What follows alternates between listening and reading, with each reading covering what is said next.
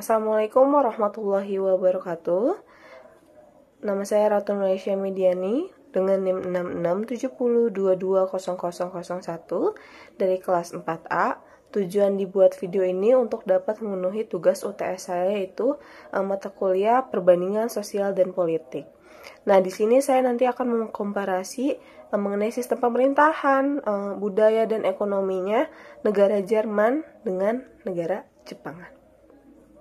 Oke, saya pertama akan membahas mengenai sistem pemerintahan yang ada di negara Jerman, di mana sebelumnya Jerman itu terbagi menjadi beberapa wilayah gitu kan, di mana pada tahun 1949 Jerman itu terpecah menjadi dua bagian akibat adanya perang dingin pada saat itu. Terus terbaginya menjadi dua itu adanya Republik Federal Jerman dan Republik Demokratik Jerman gitu kan. Dimana kalau misalnya Republik Federal Jerman itu atau Bundesrepublik Deutschland itu ada di Jerman Timur, sedangkan kalau misalnya Republik Demokratik itu ada di Deutsche Demokratische Republik atau ada di Jerman Barat gitu kan. Nah, akhirnya pada tahun 1990 Jerman berhasil menyatu kembali, yaitu menjadi Republik Federal Jerman gitu. Jadi sistem pemerintahan di negara Jerman itu yaitu Republik Federal Jerman gitu. Dan Republik Federal Jerman ini menganut sistem pemerintahan Republik Federal parlementer gitu, yang dimana kepala negaranya adalah seorang raja, seorang presiden dan adanya perdana menteri. Selanjutnya itu ada parlemen federal gitu, atau ada lembaga legislatifnya, di mana adanya Bundestag. Bundestag itu seperti Dewan Perwakilan Rakyat, dan adanya Bundesrat atau Dewan Utusan Negara Bagian, dan ketiga adalah Bundesversammlung gitu, atau ada Badan Permusyawaratan gitu. Jadi dalam legislatifnya itu memiliki 3 kamar gitu loh, kayak adanya dewas yang tadi setelah disebutkan gitu. Oke, jadi pertama itu adanya Bundestag atau Dewan Perwakilan Rakyat, di mana Bundestag ini itu dipilih 4 tahun sekali dan dipilihnya oleh rakyat langsung gitu. Dan Bundestag ini tuh bisa diberhentikannya oleh presiden gitu. Dan Bundestag ini juga memiliki peran penting gitu loh dalam proses pembuatan undang-undang, pengawasan pemerintah, serta pembuatan kebijakan gitu. Dan Bundestag juga memiliki wewenang utama gitu dalam mengusulkan, memodifikasi dan mengadopsi undang-undang federal gitu loh. Dan Bundestag juga memiliki tugas untuk dapat memilih kanselir Jerman atau perdana menteri. Jadi tugas Bundestag atau Dewan Perwakilan Rakyat ini tuh bukan hanya merubah, memodifikasi undang-undang atau mengawasi pemerintah saja gitu loh, tetapi Bundestag yang ada di Jerman atau Dewan Perwakilan Rakyat ini yang ada di Jerman ini itu ternyata memiliki wewenang gitu loh untuk memilih kanselir Jerman atau perdana menteri. Berarti perdana menteri di Jerman itu tidak dipilih oleh rakyat.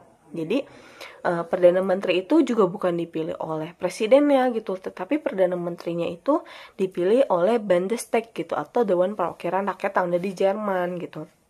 Dan dari pemilihan Bundestag ini itu setiap partai yang memperoleh lebih dari 5% suara mendapatkan kursi dalam Bundestag gitu. Oke, yang selanjutnya itu ada Bundesrat, di mana Bundesrat itu Dewan Utusan Negara Bagian gitu, atau kalau misalnya di Indonesia itu bisa aja kayak DPD atau DPRD gitu. Tetapi uniknya tuh Bundesrat ini itu tidak dipilih oleh rakyat gitu loh, tetapi Bundesrat ini tuh dipilihnya oleh nggak dipilih, tapi kayak setiap wilayah, setiap daerah, karena kan Jerman ini kan tadinya terbagi menjadi dua, akhirnya disatukan kembali, kan pasti memiliki banyak wilayah gitu kan. Nah, jadi setiap wilayah yang ada di Jerman itu memiliki salah satu perwakilan atau representatornya gitu loh. Jadi Bundesrat ini tuh merupakan representator dari wilayah-wilayah yang ada di Jerman gitu. Jadi bukan kayak di Indonesia ya. Kalau misalnya di Indonesia kan DPRD-nya dipilih oleh rakyat gitu kan. Tapi kalau misalnya di Jerman itu Bundesratnya atau Dewan Utusan Negara Bagiannya itu tidak dipilih, atau mungkin lebih diusulkan dan kemauan sendiri gitu loh untuk dapat memimpin suatu wilayah yang ada gitu loh. Dan kepala Bundesrat ini jadi ketua Bundesrat ini itu dipilih secara bergilir dari setiap wilayah, dan masa jabatannya hanya 1 tahun. Jadi mungkin per tahunnya itu ngurut gitu loh, dari satu wilayah ke wilayah lainnya, ke wilayah lainnya, ke wilayah lainnya. Jadi tidak hanya satu wilayah saja gitu yang dapat menjadi kepala Bundesrat gitu loh, tetapi semua wilayah juga bisa merasakan menjadi kepala Bundesrat gitu. Dan Bundesrat ini juga memiliki kesempatan untuk dapat mewakili presiden gitu. Maksudnya kayak misalnya presiden itu memiliki undangan atau ada acara yang memang diharapkan presiden itu hadir, tetapi ternyata presidennya itu tidak dapat hadir. Jadi Bundesrat ini yang bisa menggantikan presiden gitu untuk datang ke acara tersebut gitu. Selain itu juga Bundesrat ini juga memiliki peran penting gitu dalam pembuatan undang-undang federal, di mana ketika dalam pengesahan undang-undang itu harus melalui persetujuan dari Bundesrat gitu. Jadi undang-undang yang telah dibuat oleh Bundestag itu nggak bisa disahkan secara langsung gitu, tetapi undang-undang itu tuh harus diserahkan terlebih dahulu ke Bundesrat. Jika emang undang-undang tersebut sudah bagus, sudah baik, tidak merugikan salah satu warga negaranya, itu nantinya akan disetujui oleh Bundesrat dan baru disahkan menjadi undang-undang gitu. Jika misalnya Bundesrat tidak mengesahkan undang-undang tersebut, undang-undangnya tidak akan jalan gitu. Tadi memiliki wewenang dalam pengesahan undang-undang juga, ternyata Bundesrat ini tuh sebagai pengawas kebijakan gitu loh. Jadi apa yang telah dibuat oleh Bundestag itu tuh Bundesrat itu mengawasi jalannya undang-undang tersebut gitu, apakah undang-undang tersebut berjalan sesuai atau tidak gitu. Nah, selanjutnya itu ada Bundesmolung atau badan permusyawaratan. Sebenarnya badan permusyawaratan ini tuh adalah lembaga nggak tetap gitu. Jadi lembaga nggak tetap tuh maksudnya apa? Jadi kayak lembaga ini tuh ada ketika akan adanya pemilu gitu. Jadi Bundesmolung itu dibentuk pada saat waktu tertentu gitu, kayak pemilihan presiden, dan anggota dari Bundesmolung ini juga jadi campuran dari Bundestag dan delegasi gitu loh. Jadi setengah anggota Bundestag juga termasuk jadi Bundesmolung gitu. Jadi makanya kenapa lembaga nggak tetap itu, jadi biar adanya yang ngurusin pemilu gitu yang ada di negara Jerman tersebut. Selain adanya lembaga legislatif, di negara Jerman juga memiliki lembaga eksekutif gitu, di mana kepala negara Jerman itu adalah Bundespräsident. Dan Bundespräsident ini juga dipilih oleh rakyat, dan Bundesmolung gitu atau lembaga tadi kan. Dan Bundespräsident juga memiliki wewenang dalam mewakili negara Jerman secara hukum dan melakukan hubungan antara bangsa. Selain itu juga dapat mengangkat dan memberhentikan hakim federal, pegawai federal, dan perwira. Bundespräsident ini juga dapat mengusulkan calon kanselir gitu, walaupun sebenarnya calon kanselir kan dipilihnya oleh Bundestag gitu. Dan Bundespräsident ini juga bisa membubarkan Bundestag atau Dewan Perwakilan Rakyat. Itu tuh bisa dibubarkan secara tiba-tiba oleh presiden gitu. Dan selain wewenang yang dimiliki oleh Bundespräsident, juga ada salah satu wewenang itu Bundespräsident itu sebagai seremonial gitu, atau kayak menjadi simbol aja dalam negara Jerman tersebut gitu. Lalu selain ada Bundespräsident, adanya Bundeskanzler gitu loh, atau kepala pemerintah Jerman atau perdana menteri gitu. Jadi perdana menteri di Jerman ini itu memiliki tanggung jawab atas pengaturan dan pelaksanaan kebijakan pemerintah federal gitu, dimana anggotanya itu terdiri dari kanselir, para menteri dan Bundeskansler gitu loh. Selanjutnya, selain ada Bundespresiden, jadi lembaga eksekutifnya itu hanya ada dua, yaitu ada Bundespresiden dan Bundeskansler gitu dalam sistem pemerintahan di Jerman. Adapun sistem ekonomi yang ada di Jerman, di mana pada saat itu kan Jerman melakukan perang pertama dan perang kedua atau perang dingin gitu, dan ternyata perang dingin itu tuh menghabiskan ekonomi yang ada di negara Jerman gitu.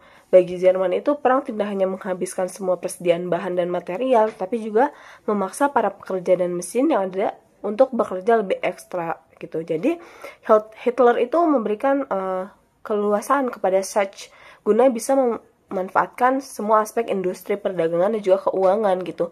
Hingga pada akhirnya Sachs itu mengeluarkan sebuah kebijakan gitu, dimana kebijakan Sachs itu pada saat membangun kembali perekonomian yang ada di Jerman itu dengan cara mengurangi tingkat pengangguran.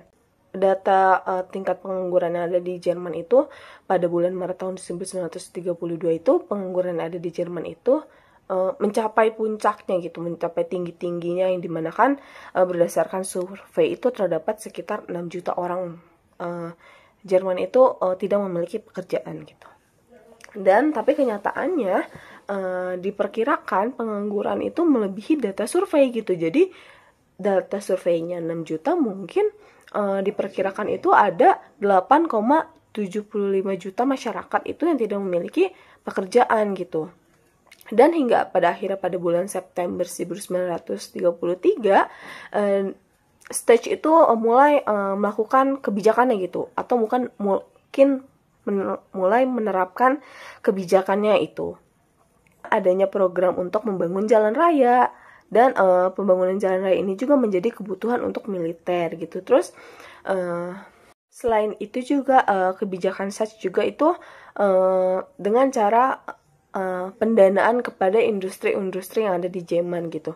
Kenapa sih Sachs melakukan itu sebagai upaya Sachs dalam mendapatkan dana gitu loh, karena kan dari industri itu kan pasti kan mereka menggunakan modal awal, dan hingga mereka tuh nantinya akan mendapatkan penghasilan gitu loh. Jadi dana itu berasal dari banyak sumber gitu, banyak sumber industri.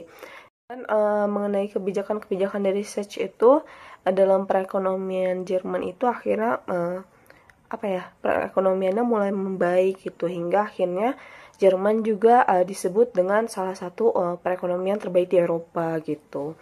Dan selanjutnya saya akan membahas mengenai sistem pemerintahan di negara Jepang. Oke, Jepang merupakan sebuah negara kesatuan dengan sistem parlementer yang berbentuk monarki konstitusional gitu. Dan Jepang ini tuh emang sudah sudah menggambarkan unsur monarki dengan pemerintahan konstitusional gitu. Sistem pemerintahan di Jepang ini juga menggunakan sistem pemerintahan parlementer gitu, mirip dengan Inggris dan Kanada, di mana Perdana Menterinya itu dipilih oleh anggota diet dari kalangan mereka sendiri gitu. Dan sistem parlementer ini juga, kepala negara di Jepang adalah seorang kaisar yang berdasarkan kepada keturunan. Jadi kepala negara yang ada di Jepang itu harus sesuai dengan keturunan gitu. Jadi bisa dari adik kakak atau saudara gitu. Terus peran seorang kaisar juga hanya bersifat simbolis dan seremonial. Setelah konstitusi Jepang mulai berlaku pada tahun 1947, kekuasaan kaisar telah dibatasi secara tegas oleh hukum dan prinsip-prinsip konstitusi gitu. Jadi kaisar itu tidak lagi memiliki kewenangan untuk campur tangan dalam urusan politik dan pemerintahan negara. Nah, hingga wewenang itu dihapuskan, sebagai gantinya peran kaisar Jepang lebih difokuskan kepada tugas-tugas seremonial yang meliputi memberikan pidato pada acara-acara penting serta menghadiri berbagai upacara kenegaraan yang menjadi simbol dari kesatuan dan identitas bangsa Jepang. Dan demikian, fungsi kaisar lebih berorientasi pada memperkuat dan merayakan warisan budaya dan tradisi negara gitu. Sementara keputusan politik dan administrasi itu diatur dan dilaksanakan oleh Perdana Menteri. Oke, selanjutnya lembaga eksekutif yang ada di negara Jepang itu bukan hanya kepala negara saja, tetapi adanya Perdana Menteri gitu. Jadi Perdana Menteri ini adalah pemimpin dalam partai politik yang menang dalam mayoritas kursi dalam Dewan Perwakilan dan badan legislatif dalam pemilihan umum. Jadi Perdana Menteri ini juga memiliki wewenang membentuk kabinet, mengelola pemerintahan, serta mengambil keputusan. Jadi konstitusi Jepang juga yang berlaku pada tahun 1947 itu menegaskan 3 prinsip fundamental, yaitu adanya kedaulatan rakyat, penghargaan terhadap hak asasi manusia, serta penolakan terhadap perang. Pemerintahan Jepang juga memiliki 3 lembaga, di mana adanya lembaga legislatif atau diet, dan badan eksekutif atau kabinet, dan ada badan yudikatif atau pengadilan, di mana diet itu sebagai parlemen nasional yang memiliki fungsi sebagai badan tertinggi dalam struktur kekuasaan negara Jepang gitu loh. Dan diet ini juga merupakan satu-satunya lembaga negara yang memiliki wewenang untuk membuat undang-undang. Jadi eksekutif dan yudikatif itu tidak berhak untuk dapat membuat undang-undang. Diet ini juga terdiri dari 2 kamar atau bikameral gitu, sama seperti Indonesia itu bikameral, yaitu terdiri dari majelis rendah dan majelis tinggi. Jika majelis rendah itu dengan 480 kursi dan majelis tinggi itu dengan 242 kursi. Dan anggotanya itu secara langsung dipilih oleh semua warga negara Jepang yang berusia 20 tahun, bukan 18 atau 17 tahun. Dan adapun lembaga yudikatif di mana berada di bawah Mahkamah Agung dan juga pengadilan-pengadilan di tingkat lebih rendah seperti pengadilan tinggi dan pengadilan distrik serta pengadilan sumir gitu. Setelah saya membahas sistem pemerintahan yang ada di Jepang, saya akan membahas mengenai keadaan ekonomi di Jepang. Selain adanya sistem pemerintahan di Jepang, juga ada ekonomi di Jepang, di mana pada tahun 1960 Jepang dikenal sebagai Japanese Miracle, atau ini tuh sebagai simbol gitu karena adanya keberhasilan ekonomi gitu. Pada tahun 1980-an peran pemerintah Jepang itu dianggap sebagai kunci sukses gitu. Tetapi pada tahun 1990 itu pemerintah Jepang, keadaan ekonomi di Jepang ini membawa kemerosotan gitu yang disebabkan oleh kebijakan makroekonomi yang gagal, di mana adanya model developmental state yang menyoroti campur tangan pemerintah. Model developmental state ini juga diperankan oleh Chalmers Jones, di mana menyoroti peran besar pemerintahan Jepang dalam pertumbuhan ekonomi. Pemerintah memberikan insentif kepada bisnis melalui regulasi, subsidi, dan proteksi. Kebijakan industri di Jepang juga ditunjukkan pada pertumbuhan ekonomi dengan penguatan industri dalam negeri dan prioritas pada industri bernilai tinggi dan teknologi. Jadi perlindungannya itu dilakukan melalui kebijakan tarif pajak rendah dan pembatasan impor yang ada di Jepang. Akhirnya pada tahun 1990 pertengahan itu model developmental state itu mengalami pergeseran. Setelah tadi saya menjelaskan mengenai sistem pemerintahan yang ada di negara Jerman dan negara Jepang, serta ekonomi yang ada di negara Jerman dan negara Jepang, di sini saya akan mengkomparasi perbedaan dan persamaan dalam sistem pemerintahan tersebut. Di mana persamaannya itu mereka menggunakan sistem pemerintahan parlementer, tetapi bedanya Jepang itu lebih ke monarki gitu, lebih ke kerajaan gitu, sedangkan Jerman tuh lebih ke republik gitu. Jadi mungkin persamaannya itu sama-sama memiliki sama-sama menggunakan sistem parlementer, tapi berbedanya itu karena Jepang itu lebih ke monarki dan Jerman lebih ke republik gitu. Selain itu juga dalam lembaga lembaga legislatifnya, di mana kalau misalnya di Jepang itu kan hanya DPR gitu, atau Diet yang bisa merubah dan membuat undang-undang. Sedangkan kalau misalnya di Jerman itu Bundestag dan Bundespresiden itu bisa membuat dan merubah. Bundestag, Bundespresiden dan Bundesrat itu bisa membuat undang-undang dan merubah undang-undang gitu kan. Dan Bundesrat juga memiliki peran untuk mengawasi berjalannya undang-undang gitu. Selain itu juga mungkin ada dalam wewenang Perdana Menteri gitu, dimana kalau misalnya di Jerman itu bisa menguasai semuanya gitu loh, maksudnya kekuasaannya ada di Perdana Menteri. Sedangkan kalau di Jepang kan Perdana Menteri hanya dengan urusan politik dan administrasinya saja gitu. Kalau misalnya di Jerman mungkin untuk keseluruhannya gitu. Jadi peran presiden itu hanya sebagai simbol aja gitu loh, untuk mendatangi acara-acara penting yang emang harus mengharuskan presiden datang gitu. Dan lembaga legislatif yang ada di Jerman juga lebih banyak gitu daripada di Jepang gitu kan, dimana Jerman juga memiliki Bundesmulung atau lembaga perwakilan gitu kan, yang ada di daerah kan, dan Jerman juga memiliki lembaga legislatif yang lebih banyak gitu daripada di Jepang gitu, dimana adanya Bundesmulung itu sebagai perwakilan dalam proses pemilu gitu loh. Jadi pemilu itu diurusi oleh Bundesmulung gitu, bukan kayak salah satu lembaga khusus gitu. Jadi sekian komparasi yang setelah saya jelaskan mengenai sistem pemerintahan negara Jerman dan negara Jepang.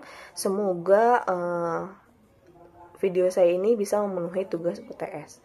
Sekian dari saya, kurang lebihnya mohon maaf. Wassalamualaikum warahmatullahi wabarakatuh.